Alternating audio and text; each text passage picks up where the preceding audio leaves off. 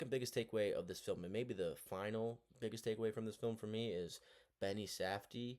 If you're not familiar with the Safdie brothers, then honestly you shouldn't be watching this video. But it's his first solo feature length film without Josh Safdie. Josh Safdie's releasing another film this year, Marty Supreme with Timothy Chalamet, which looks incredible. But Benny Safdie, I know this film is based on a documentary which I haven't seen yet, and maybe I'll watch now since I've seen this film. But this film feels incredibly immersive, and it feels ridiculously like a documentary, which sometimes can be a detriment to a film if you feel too much like a documentary or too much like a Broadway play. But in this scenario, the way this film feels like a documentary is a really, really big compliment to the rest of the film. This film is immersive, it is personal, and it is intimate. And a lot of it is due to the brave and bold creative decisions by Benny Safdie.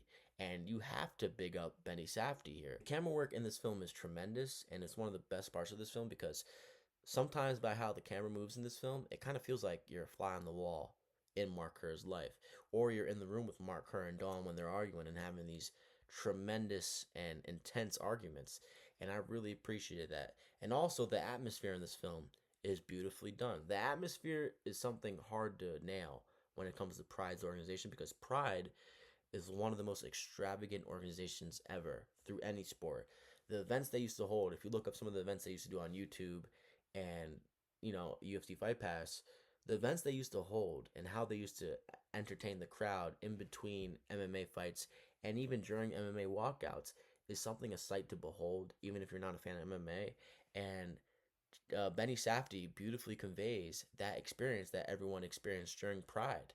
And I love the I really love the homages that Benny Safdie paid here and how much respect he paid to Pride and what that organization was. You can make about 10 to 15 films about Pride, and I don't think any of them would be better than this one. One, of how Benny Safdie displayed the extravagance and the grand spectacle of those events through this film, and two, how well he nailed the MMA scenes. The fight scenes in this film are brilliant, and it's really how these dudes fought back in the day. It's really how Mark Kerr fought. It's really how Mark Coleman fought, and it's really how Igor Vovchanchin fought. And the training scenes with Bas Rutten are terrific, by the way.